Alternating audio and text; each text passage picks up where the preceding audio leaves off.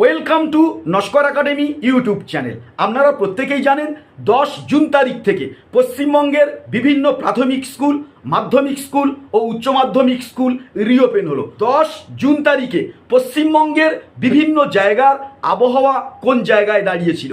তো বীরভূম, বাঁকুড়া, পুরুলিয়াতে 40 degree temperature cross করে গেছে, কোথাও কোথাও 42 ডিগ্রি টেম্পারেচারের কাছাকাছি। মেদিনীপুরে যে টেম্পারেচার আজকের সেটা কিন্তু 40 ডিগ্রি ক্রস করে গেছে। এছাড়া 24 পরগনার বিভিন্ন জায়গায় 40 ডিগ্রি টেম্পারেচারের কাছাকাছি কিংবা 40 ডিগ্রি টেম্পারেচারের একটু ঊর্ধ্বে অবস্থান করছে। মালদা, মুর্শিদাবাদের তো আবহাওয়া অত্যন্ত চরমভাবাপন্ন, এখানকার ম্যাক্সিমাম জায়গায়তে 40 ডিগ্রি টেম্পারেচার ক্রস করে গেছে। দিনাজপুরে অসহনীয় গরম। পশ্চিমবঙ্গের সর্বত্র কিন্তু এখন তীব্র গরম এবং হিটওয়েভ। পশ্চিমবঙ্গের বাইরে যদি আমরা একটু চলে যাই তাহলে দেখব এই প্রচণ্ড হিটওয়েভ থেকে ছাত্রছাত্রীদের অব্যাহতি দেওয়ার জন্য 25 জুন পর্যন্ত দিল্লিতে কিন্তু ছুটি ঘোষণা করা হয়েছে। উত্তরপ্রদেশের বিভিন্ন স্কুলগুলিতে 18 জুন পর্যন্ত স্কুল কিন্তু বন্ধ থাকছে। রাজস্থানের কথা যদি আমরা দেখি 30 জুন পর্যন্ত স্কুল বন্ধ থাকছে। মধ্যপ্রদেশের দিকে যদি আমরা একটু ফিরে তাকাই তাহলে সেখানে দেখতে পাবো 30 জুন পর্যন্ত কিন্তু ছুটি বাড়ানো হয়েছে। তো এইরকমই একটা জায়গায় দাঁড়িয়ে বীরভূম থেকে, বাঁকুড়া থেকে এবং পুরুলিয়া থেকে বেশ কিছু শিক্ষকের অসুস্থতার খবর পেয়েছি। এছাড়াও এই সকল অঞ্চল থেকে বহু ছাত্রছাত্রী হিট ওয়েভের কারণে প্রেয়ার লাইনে মূর্ছা গেছে, ক্লাস চলাকালীন কিন্তু মূর্ছা গেছে।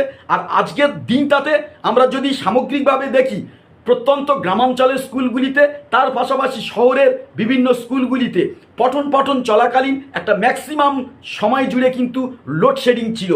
এইরকমই একটি জায়গায় দাঁড়িয়ে ক্লাসরুমে শ্রেণীকক্ষের মধ্যে ছাত্রদের ক্লাস নেওয়া কিন্তু একটা অসহনীয় যন্ত্রণাদায়ক পরিস্থিতি হয়ে দাঁড়িয়েছে।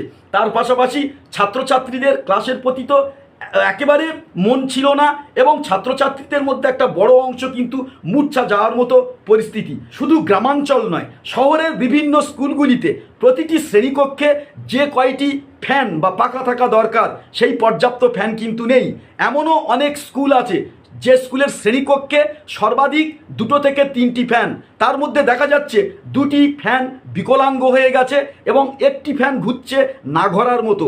তার পাশাপাশি লোডশেডিং, তার পাশাপাশি লো ভোল্টেজের কারণে ক্লাসের মধ্যে ক্লাস নেওয়াটা অসহনীয় যন্ত্রণা এবং ছাত্রছাত্রীদের ক্লাস করা তাদেরও অসহনীয় যন্ত্রণা। ঠিক এই জায়গায় থেকে দাঁড়িয়ে পশ্চিমবঙ্গের বিভিন্ন শিক্ষক সংগঠন, গার্জেনদের তরফ থেকে, ছাত্রদের তরফ থেকে কিন্তু ছুটির বৃদ্ধি সংক্রান্ত অনুরোধ এসছে এবং এই বিষয়ে বিদগ্ধ পণ্ডিত মহল, বিদগ্ধ শিক্ষিত মহল তারা কিন্তু পশ্চিমবঙ্গ সরকারকে অলরেডি সচেতন করেছে। অন্যান্য রাজ্যের দিকে যদি তাকিয়ে পশ্চিমবঙ্গ সরকার যতদিন না পর্যন্ত বৃষ্টি হচ্ছে, যতদিন না পর্যন্ত বর্ষা পশ্চিমবঙ্গে ঢুকছে, ততদিন পর্যন্ত যদি ছুটি কন্টিনিউ করে তাহলে কিন্তু খুবই ভালো হয়। এই প্রস্তাব কিন্তু রাখা হয়েছে পশ্চিমবঙ্গ সরকারের কাছে।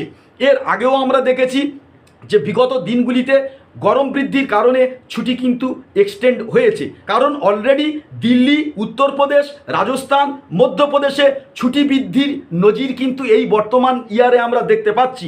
আর আগেই বললাম যে বিগত 40 বছরের মধ্যে এই বছর কিন্তু সর্বোত্তম এবং সর্বোচ্চ উষ্ণতার বছর। ঠিক এই জায়গায় থেকে দাঁড়িয়ে পশ্চিমবঙ্গের বাইরে অন্যান্য রাজ্যগুলি যদি গুরুত্বপূর্ণ সিদ্ধান্ত নিতে পারে গরমের কারণে ছাত্রছাত্রীদের অব্যাহতি দানের জন্য, তাহলে সেই জায়গায় থেকে দাঁড়িয়ে পশ্চিমবঙ্গ সরকার এই বিষয়ে ইতিবাচক মনোভাব পোষণ করবে এবং ইতিবাচক কার্যকরী সিদ্ধান্ত গ্রহণ করবে। এ বিষয়ে কিন্তু সকলেই আমরা আশাবাদী। আর আপনাদেরকে একটু জানিয়ে রাখি, পশ্চিমবঙ্গে তৃণমূল শিক্ষা সেলের শ্রদ্ধেয় বিজনবাবু তার যে ব্যক্তিগত ফেসবুক পেজ, সেখানে কিন্তু তিনি উল্লেখ করেছেন যে সোম এবং মঙ্গলবারের আবহাওয়ার পরিস্থিতি কোন জায়গায় দাঁড়িয়ে সেই পর্যবেক্ষণ করে কিন্তু সরকার গরমের ছুটি বৃদ্ধি করতে পারে এবং এ বিষয়ে ইতিবাচক ভূমিকা পালন করতে পারে। বুদ্ধিজীবী মহল থেকে মূলত 2টি প্রস্তাব এসছে। এক হচ্ছে স্কুল বন্ধ না করে স্কুল টাইম মর্নিংয়ে শিফট করা হোক, তাতে পরে সিলেবাস কিন্তু কভার আপ করা সহজেই সম্ভবপর হবে। আর কিছু সংখ্যক বুদ্ধিজীবী দাবি তুলছেন যে না, মর্নিং সেকশানে স্কুল চালু করলে দূর দূরান্ত থেকে যে সকল শিক্ষক স্কুলে আসেন সেক্ষেত্রে তাদের আসাটা অত্যন্ত টাফ হয়ে দেখা দেবে। এর পরিবর্তে গরমের ছুটি কিছুদিন অন্তত বাড়ানো হোক, এক সপ্তাহ বাড়ানো হোক, তারপরে স্কুল রিওপেন হওয়ার পর শিক্ষকরা ক্লাসের টাইম বাড়িয়ে দেবেন এবং শিক্ষকরা অতিরিক্ত ক্লাস নিয়ে সিলেবাস কভার আপ করতে পারবেন। তো এই দুটি যুক্তি বা এই দুটি প্রস্তাবের মধ্যে কোন প্রস্তাব আপনাদের স্বাগতম বলে মনে হয়, কোন প্রস্তাবটা আপনাদের পছন্দ বলে মনে হয়, অবশ্যই করে আপনারা কমেন্ট করে জানাবেন। তো আজকের ভিডিও এই পর্যন্ত। পরবর্তী পর্যায়ে গরমের ছুটি সংক্রান্ত কোনো আপডেট উঠে এলে অবশ্যই করে সেই অফিসিয়াল আপডেট আপনাদেরকে জানিয়ে দেব। নমস্কার।